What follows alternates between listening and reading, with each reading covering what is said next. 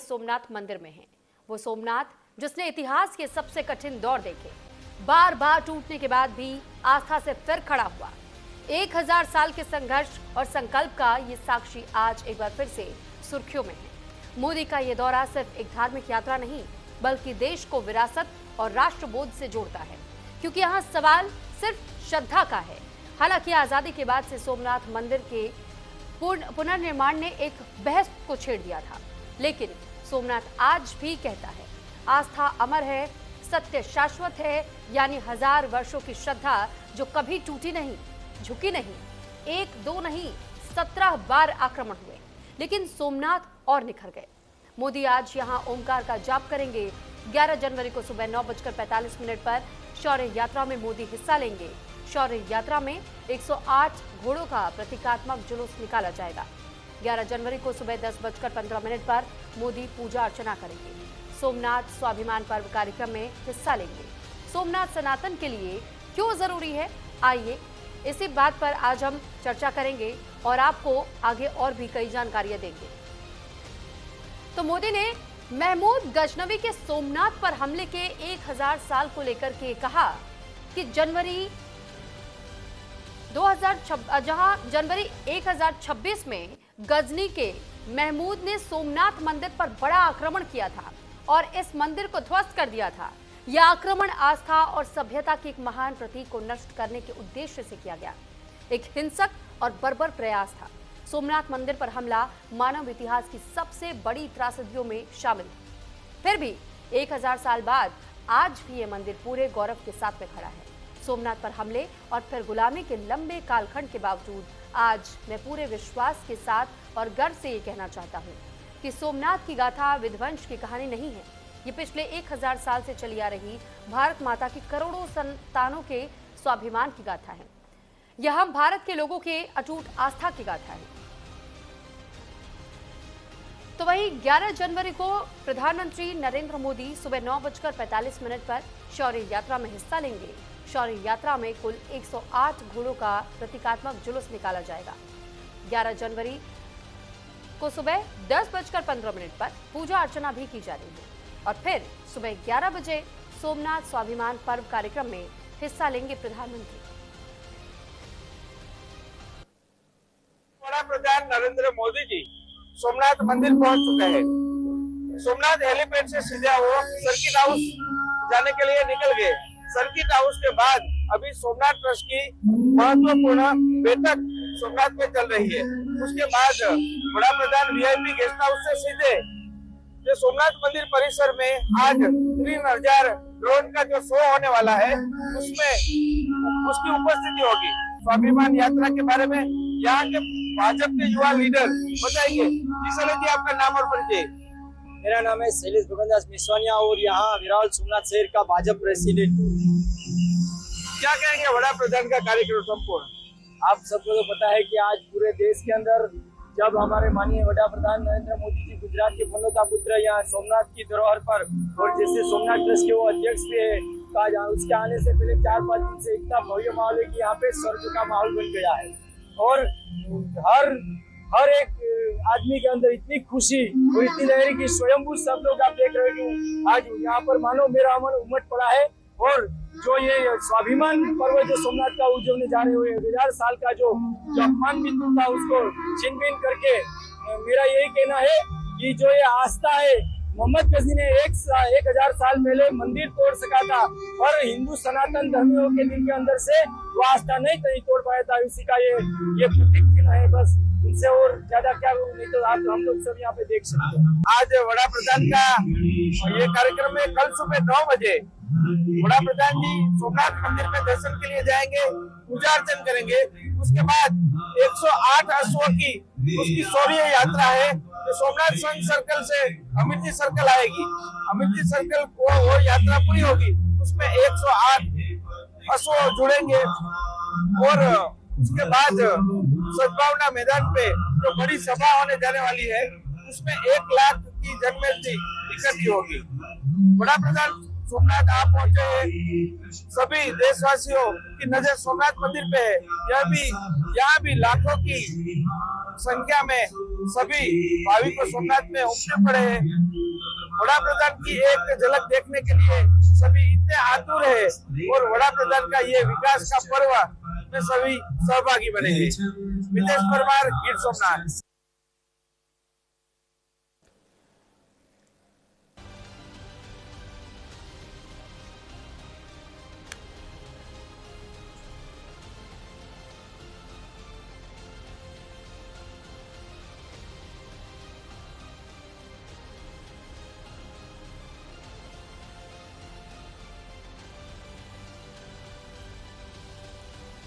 तो फिलहाल देखिए, आज गुजरात पहुंचे हुए प्रधानमंत्री नरेंद्र मोदी, उनका रोड शो भी हमने आपको दिखाया और साथ ही आपसे कुछ देर के बाद से इस कार्यक्रम का हिस्सा भी होंगे प्रधानमंत्री नरेंद्र मोदी, क्योंकि स्वाभिमान पर्व सोमनाथ को लेकर के आयोजित किया गया है।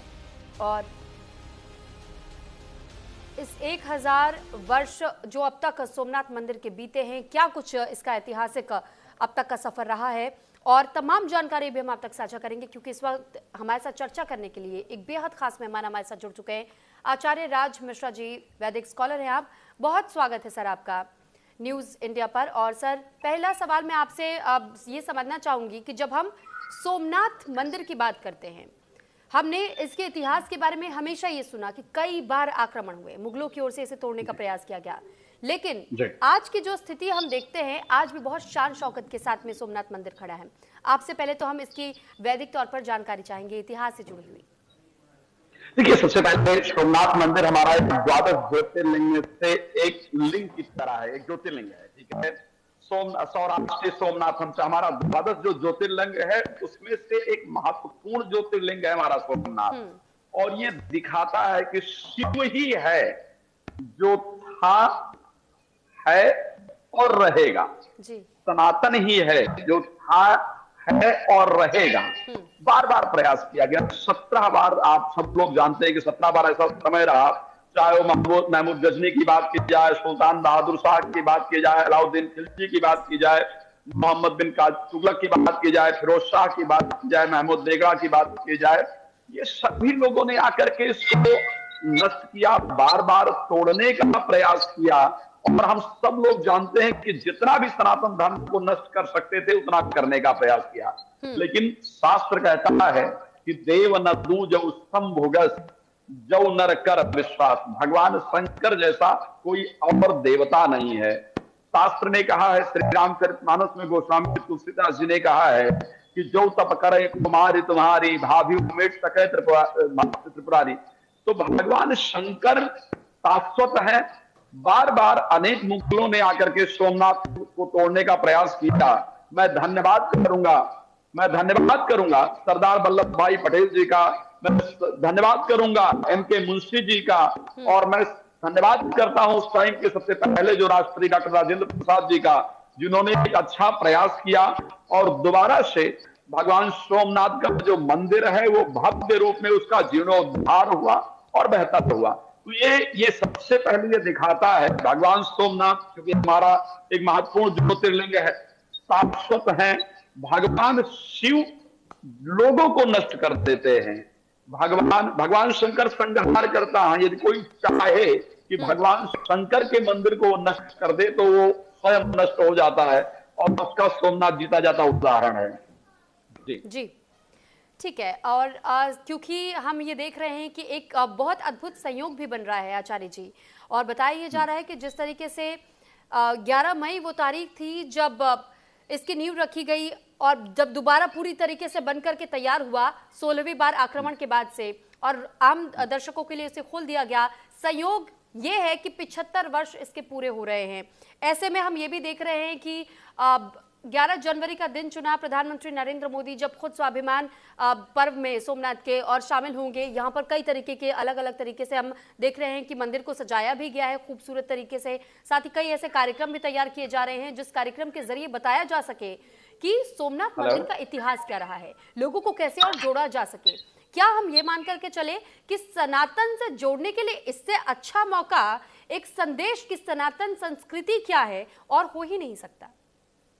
देखिए, भगवान शिव ने सबको अपनाया। मैं एक रिक्वेस्ट करूंगा, मुझे मेरी आवाज मुझे वापस आ रही है, तो इसलिए मुझे थोड़ा रिप्लाई करने में दिक्कत हो रहा है। तो मैं रिक्वेस्ट करूंगा अगर ये सॉल्व हो सकता है तो प्लीज इसको सॉल्व किया जाए। बिल्कुल। लेकिन मैं ये सत्य कहता हूं कि भगवान शंकर ही वो देवता हैं जिनको किसी ने नहीं अपनाया, उनको भगवान शंकर ने अपनाया है। ठीक है, तो अगर लोगों को एकत्रित करना है, अगर भारतीय सनातन संस्कृति को जागृत रखना है और उसको जोड़ना है, तो ऐसी परिस्थिति के अंतर्गत भगवान शंकर से बेहतर कोई और देवता नहीं हो सकता है। ठीक है, दूसरी चीज अगर स्पष्ट रूप से कहा जाए, ये वर्ष जो है 2026 की अगर बात की जाए, एस्ट्रोलॉजिकल पॉइंट ऑफ व्यू से भी कहा जाए तो ये बहुत बेहतरीन वर्ष है। इस वर्ष के अंतर्गत बृहस्पति का 3 बार जो परिवर्तन होना है, अभी मिथुन राशि के अंदर गोचर कर रहे हैं, फिर कर्क राशि के अंतर्गत गोचर करेंगे और फिर जाकर के सिंह राशि में गोचर करेंगे। कर्क राशि में बृहस्पति 12 वर्ष के बाद आते हैं जहां वो एग्जॉल्टेड होते हैं। तो ये धर्म का वर्ष है और हम सौभाग्यशाली हैं कि हमें वो प्राइम मिनिस्टर मिला है जो सनातन धर्म के लिए, सभी धर्मों के लिए काम करते हैं, लेकिन सनातन धर्म के अगर उत्थान की बात की जाए, जीर्ण करने की बात की जाए, दोबारा उसको शुरू करने की बात की जाए, बेहतर करने की बात की जाए, तो उस पर बेहतर तरीके से वो ध्यान देते हैं। तो ये समय बहुत सुंदर है, सनातन की जागृति का समय है, सनातन की जागृति का वर्ष है, सनातन की एकता का वर्ष है और लोगों को ये दिखाने का ये सनातनी और हिंदुओं ने दिखाया है कि आप सनातन को नष्ट करने का कितना भी प्रयास करें लेकिन आप सफल नहीं हो सकते। सनातन था, है और सदैव रहेगा। बहुत सारे मजहब, बहुत सारे पंथ आए और नष्ट हो गए और इसी प्रकार नष्ट हो जाएंगे। तो सनातन, अगर हिंदू की एकता की बात की जाए, विश्व की भी एकता की बात की जाए, तो उसका सबसे बड़ा उदाहरण है। और अगर मैं देवाधिदेव महादेव भगवान शंकर की बात करूं, क्योंकि श्री रामचरितमानस कहता है कि इच्छित फल बिन शिव अवराधे और लाहि न जोग जग जब साधे। अगर इस संसार में कुछ भी आपको वो प्राप्त करना है जो आप जीवन में चाहते हैं, तो बिना भगवान शंकर की आराधना के वो संभव नहीं है। और उसमें अगर हमारा एक ज्योतिर्लिंग जिसको बार बार प्रयास किया गया नष्ट करने का, आज जो और सुंदर हो रहा है, तो हमारे लिए सौभाग्य की बात है। जी बिल्कुल, हमने 75 सालों का जिक्र किया और 1000 वर्ष इसलिए भी पूरे हो रहे हैं सोमनाथ मंदिर के, क्योंकि जो पहला आक्रमण था वो पहले आक्रमण से आज के वक्त की अगर हम गणना करें तो फिर 1000 वर्ष पूरे हो रहे हैं साल 2026 में ही। और ये जो स्वाभिमान पर्व का आयोजन किया जा रहा है, ये एक तरीके से ये दर्शाता है कि किस तरह सिर्फ ज्योतिर्लिंग को हम नहीं पूज रहे हैं, हम उन सब लोगों का भी मान और सम्मान रख रहे हैं जिन्होंने हमेशा इस लड़ाई को लड़ा, उन मुगलों के खिलाफ भी अपनी आवाज उठाई, जिन्होंने बार बार आक्रमण करके सोमनाथ मंदिर को ध्वस्त करने का प्रयास किया। लेकिन आज भी शान से अगर ये मंदिर खड़ा है तो फिर सिर्फ इस वजह से क्योंकि कई लोगों का अदम्य साहस इसमें जुड़ा हुआ है। आचार्य जी, आपसे हम ये जानना चाहेंगे, क्योंकि जब बात सनातन की आती है तो हमने सनातन संस्कृति को, सनातन उन योद्धाओं को हमने हमेशा आगे आते हुए देखा है जब धर्म पर बात आ जाती है। शास्त्र एक बात कहता है कि जब जब हो ही धर्म तय हानि, बाढ़े असुर अधर्म अभिमानी, तब तब प्रभुधर विविध शरीरा और हरे कृपा निधि सज्जन पीरा।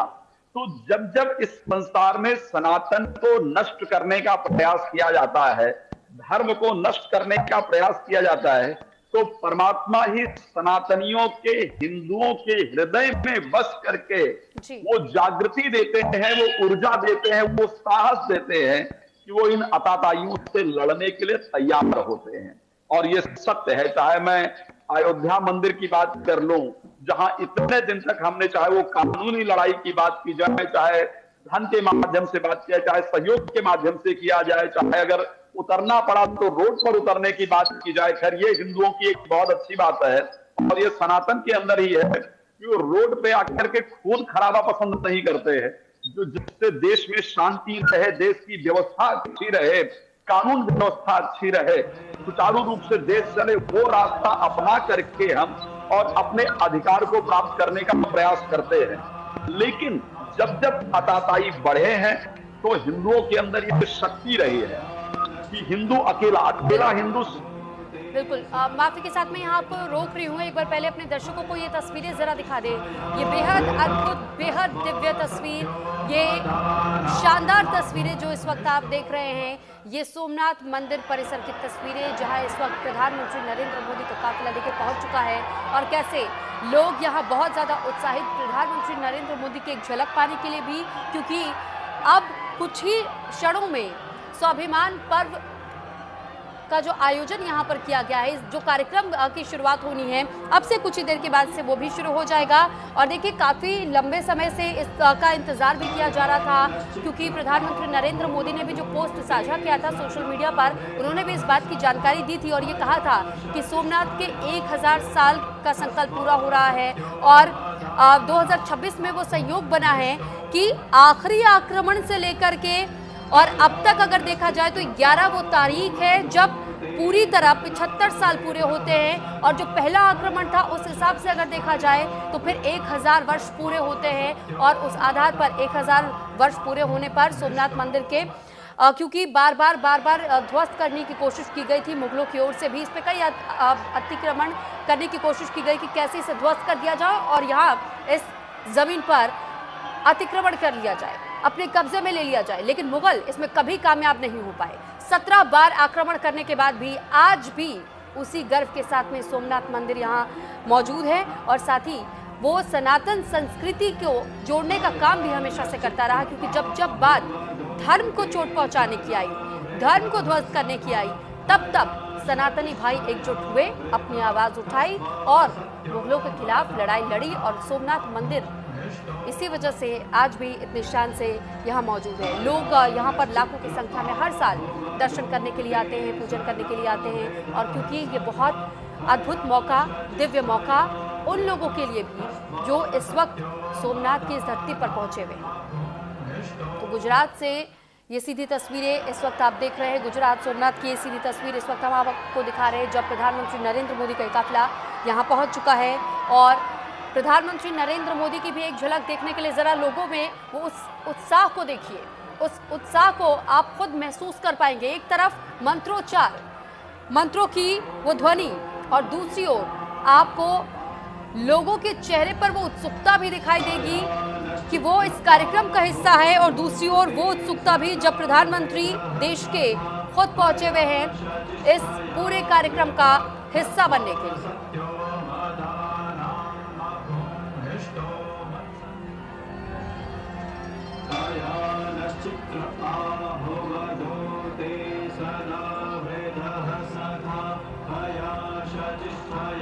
तो फिलहाल ये तस्वीरें गुजरात के सोमनाथ की हम आपको दिखा रहे हैं, जहां इस वक्त आप इन तस्वीरों में देख पा रहे हैं कि प्रधानमंत्री नरेंद्र मोदी का ये काफिला इस वक्त पहुंचा हुआ है और साथ कुछ ही देर के बाद से, क्योंकि यहाँ पर अब कार्यक्रम की शुरुआत होगी, तो ये उसके पहले की तस्वीरें इस वक्त हम आपको पहुंचा रहे हैं।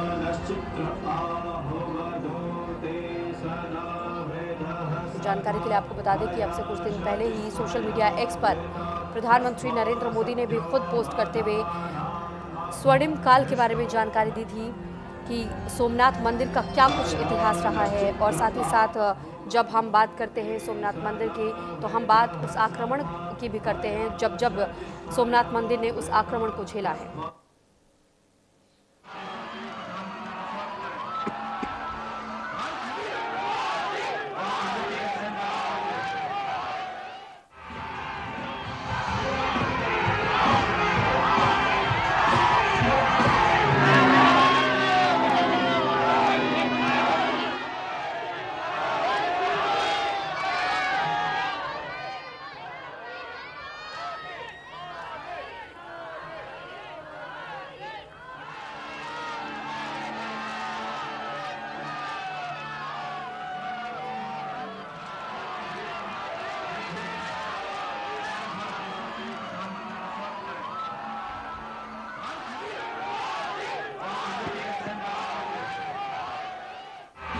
तो फिलहाल ये तस्वीर आपने देखी, प्रधानमंत्री नरेंद्र मोदी जैसे ही पहुंचे तो प्रधानमंत्री नरेंद्र मोदी के नाम के नारे यहां पर लोग लगाते हुए नजर आए और ये उत्साह लोगों का। साथ ही साथ देखिए सोमनाथ मंदिर क्योंकि 1000 वर्ष पूरे हुए और इसके लिए सोमनाथ मंदिर के लिए जो कार्यक्रम इस वक्त आयोजित किया गया है। ये स्वाभिमान पर्व इसे नाम दिया गया है।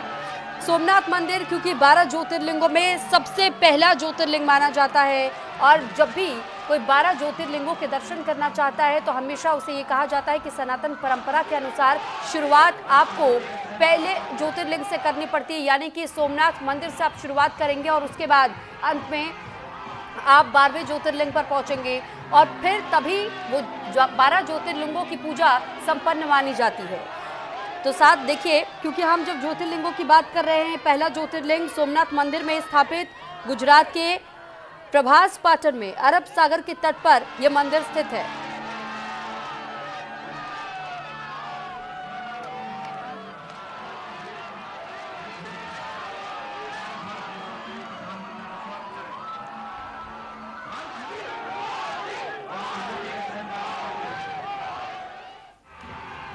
तो अब एक बार फिर हम मेहमानों का रुख कर लेते हैं। आचार्य राज मिश्रा जी हमारे साथ जुड़े हुए, वैदिक स्कॉलर, और साथ ही उत्पल कौल जी हम इतिहासकार हमारे साथ जुड़ चुके हैं। अब उत्पल जी, मैं आपका भी एक बार रुख करना चाहूँगी स्वागत के साथ में कि जब हम सोमनाथ मंदिर के इस इतिहास के बारे में बात करते हैं, उस गौरव गाथा के बारे में बात करते हैं, क्योंकि 17 आक्रमण झेलने के बाद भी आज शान शौकत के साथ में सोमनाथ मंदिर में हम भी दर्शन पूजन करने के लिए जाते हैं और 1000 वर्ष पूरे हो रहे हैं। तो सबसे पहले तो मैं आपसे थोड़ा सा इसके इतिहास के बारे में और जानकारी लेना चाहूँगी कि क्या कुछ इतिहास रहा था, कुछ ऐसी खास बातें जो आपको पता हो, हमारे दर्शकों को भी ज़रूर बताइए, जो लोगों को ज़रूर जाननी चाहिए।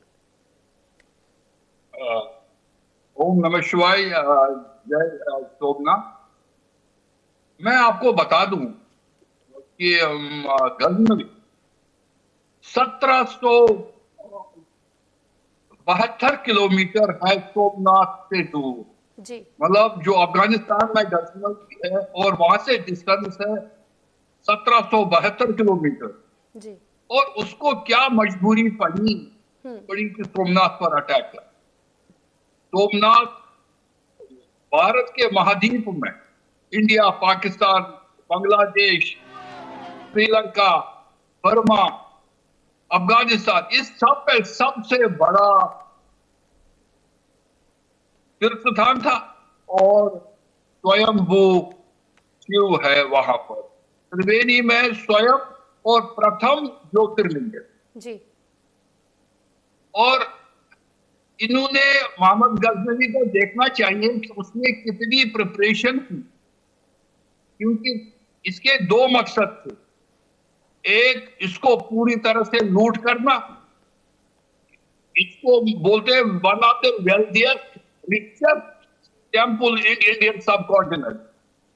बहुत मतलब रिच टेम्पल था और आस्था का केंद्र था, आस्था का केंद्र था और ये दोनों चीजें करना चाहता था।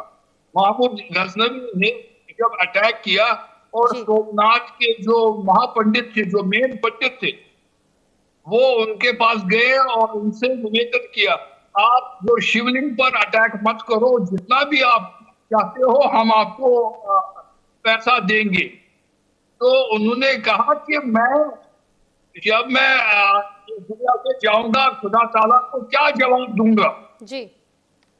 तो मतलब ऐसा था कि ये मान कर गया था कि मैंने मंदिर को गिराना है, मैंने शिवलिंग को तोड़ना है और मैंने लूट करना है। लेकिन उसके बाद में कोई मतलब सेटिस्फैक्शन इन सब सल्तनत पीरियड में और मुगलों के टाइम में 17 बार 17 टाइम्स दे अटैक किए। अब मैं इतिहास के और ज्यादा न जाके जी सर, यानी इसके इतिहास के बारे में चाहता हूँ जी।